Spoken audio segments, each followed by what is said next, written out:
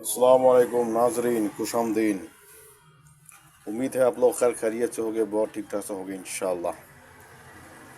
तो नाजरीन, दुनिया के लोग ये सोचते हैं, उनका अकीदा ये है कि जंग की फतूहात यानी फातेह होने के लिए असला बारूद और हथियार की और टैंकों की, बड़े बड़े जंग जराइज की और वो हवाई हमले की, इन तमाम सहूलियत का होना ज़रूरी है। क्योंकि मुसलमानों की फतूहात ना कभी ज़ाहरी असबाब की शक्ल पर था, ना कभी असबाब की शक्ल पर है, और ना ही कभी असबाब की शक्ल पर होगा।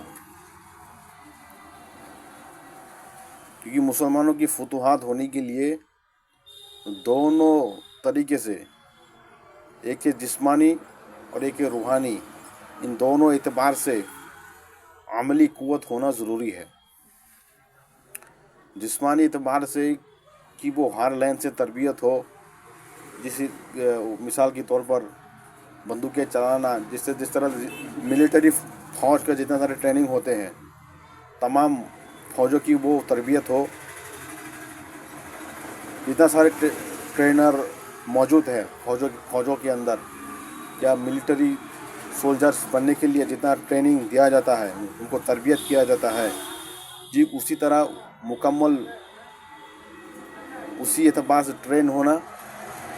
और दूसरी शराइत ये है कि अपनी अमली क़ुव्वत यानी रूहानी एतबार से, अमली क़ुव्वत से अल्लाह के ज़ात से रब्ता और अपनी अमल से ताल्लुक़ भी मजबूत होना ज़रूरी है। अब इससे पहले जितने सारे मुसलमानों की फतूहात थे, चाहे जंग खंदक, जंग उहद, जंग खैबर, जैसे बड़े बड़े जंग हैं जो हम लोगों ने देखी है कि वहाँ पे अल्लाह की गैबी मदद और नुसरत इस तरह से उतरी थी कि मैदान में कि 300 सहाबा और लाखों की तादाद की कुफर यानी काफिरों का लश्कर, वो 300 जो है वो लाखों की तादाद पर, वो जो लश्कर जो है इसके ऊपर भारी हो जाता है, यानी 1000 की तादाद। ऐसे कुछ तादाद मुझे याद नहीं है फिलहाल कितना था, लाखों की तादाद या 1000 की तादाद पर था, वो जंग भी याद नहीं है उसका नाम। कुछ जंग खंदक, जंग खैबर, जंग मूता, ऐसे कई सारे बड़े बड़े जंग हैं, उसमें से एक होगा शायद। फातेह मक्का भी हो सकता है, जंग उहद, इसमें से कुछ एक होगा, मुझे नाम याद नहीं है। तो बहरहाल कि जो फतूहात थे उसमें से फरिश्तों को नुज़ुल किया गया था और मुसलमानों ने आसानी से उस जंग को फतेह कर ली थी।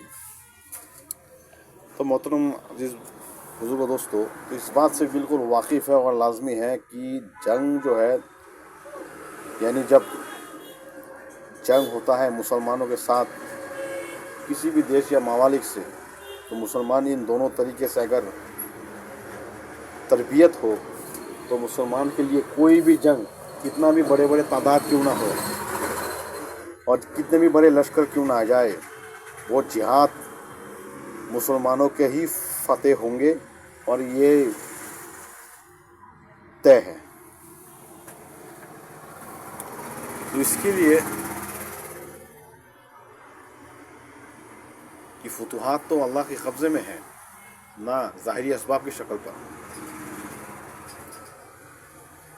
वमन यत्तक़िल्लाह यजअल लहू मख़रजा व यरज़ुक़हु मिन हैसु ला यहतसिब वमन यतवक्कल अलल्लाहि फहुव हस्बुहु इन्नल्लाहा अलिय्युम क़द जअल लहू कुल्ली शैइन क़दरा।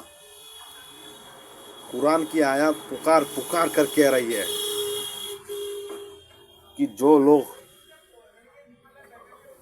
खुदा के ऊपर यानी अल्लाह के ऊपर अपनी यकीन को काबिल कबूल करते हैं और अल्लाह की ज़ात पर यकीन रखते हैं, अल्लाह रब्बुल इज़्ज़त उनके लिए रास्ते खोलते हैं। اور ایسی شکل سے اس کو مدد کیا جاتا ہے جس کو غین و غمان اور خیال سے بھی باہر ہے. انسان کی غین و غمان خیال سے بھی باہر ہے. قرآن کی آیت پکار پکار کر کہہ رہی ہے. تو اسی لیے مسلمانوں کی مدد جو ہے وہ